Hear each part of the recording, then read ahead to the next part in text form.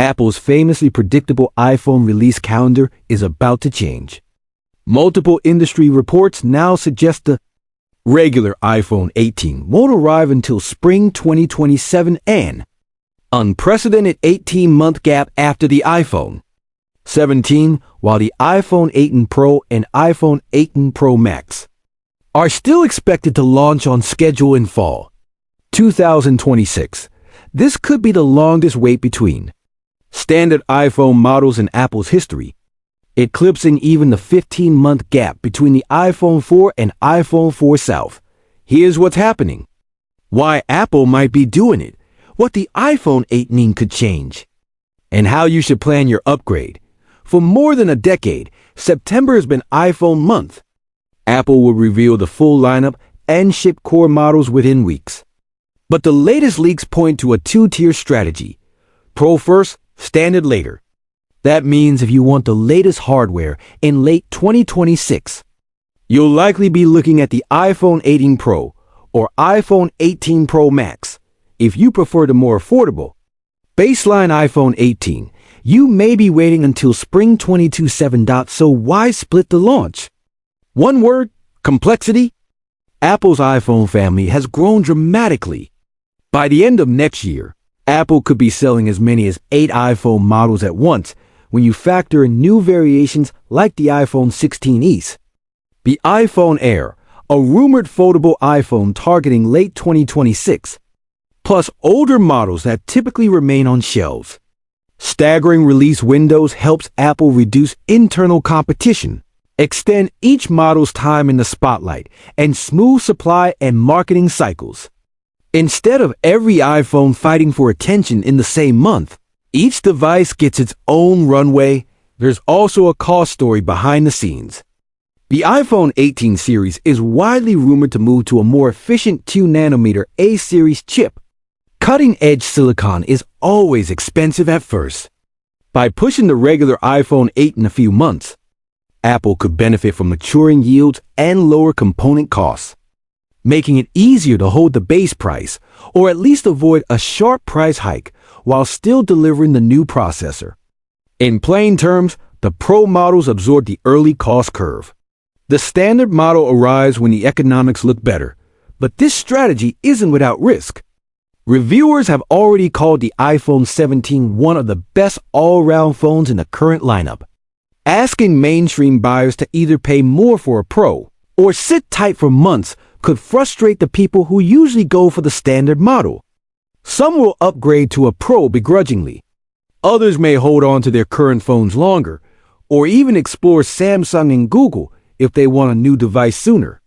On the other hand, most consumers don't upgrade every year, so for many, a spring 2027 standard iPhone might simply align with their normal upgrade window, and they'll buy when it finally drops. Now, what might actually change with the iPhone 18 beyond timing? Early reports point to meaningful design refinements.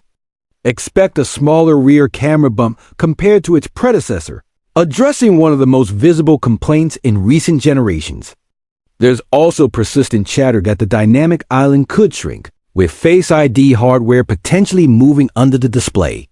If Apple achieves under-display Face ID while maintaining accuracy and speed, it would be a headline feature, freeing up more usable screen real estate and making the front design cleaner.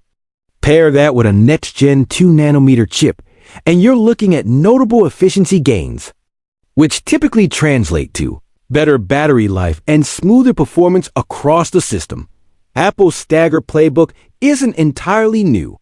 The company tested this cadence with the iPhone 16e, which arrived well after the rest of the iPhone 16 family. We could see a similar rhythm with the iPhone 18 series. Premium models in the fall when hype peaks, then mainstream models in the spring when components are cheaper and the market is less crowded. This could also align with a second-generation iPhone Air or an iPhone 18 East variant, carving out a clearer ladder of features and prices across the lineup. How should you plan your upgrade? If you want the absolute newest features as soon as they're available, especially camera upgrades, performance leaps, and potentially that slimmer front cutout aimed for the iPhone 18, Pro or Pro Max in fall 2026. If you value price over early access and prefer the standard iPhone experience, prepare to wait until spring 2027 for the regular iPhone 18. If your current device is still solid and the iPhone 17 already meets your needs, sticking with it could be the smartest short-term move. Trade-in values tend to be stronger closer to new launches, and you won't be caught in the middle of a long gap. If you're curious about Apple's foldable iPhone, keep your eyes on late 2026. Its arrival could further define where the Pro and Standard models land in Apple's broader strategy. Let's talk pros and cons of this. Two-phase plan for Apple. On the plus side, it reduces cannibalization across models, gives each device breathing room in the market, lets Apple manage supply constraints smarter, and optimizes margins when new chip nodes are expensive.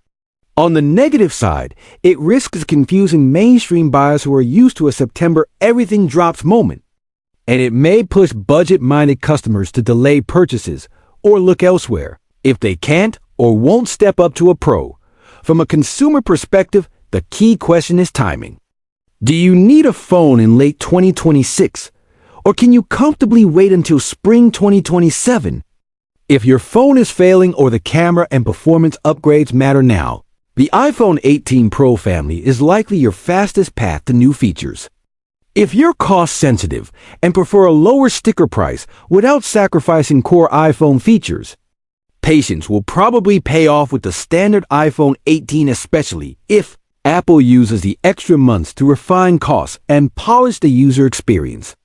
And if you rarely upgrade, this longer cycle might actually make your decision easier. You can plan for a specific window rather than rushing into an annual refresh dot to put it all together. Apple appears to be testing a luxury first, MAS market later release cadence. Pro models launch when excitement peaks and early adopters are ready to spend. Standard models follow after buzz settles and parts get cheaper. It's a bold shift from the one-month iPhone blitz we've all been trained to expect. It could be brilliant product management that extends each model's life and profits, or a miscalculation that sends impatient buyers to competitors. Either way, if you're waiting for the regular iPhone 18, settle in. The most likely window is spring 2027, and the payoff could be cleaner design, under-display Face ID, a smaller camera bump, and a more efficient 2nm chip dot in the meantime. Watch the iPhone 18 Pro and Pro Max in fall 2026 for a preview of Apple's next chapter, and keep an eye on a potential foldable iPhone shaping the lineup around the same time. The iPhone calendar isn't dead. It's evolving. And for the first time in years, when you upgrade might matter just as much as what you upgrade to.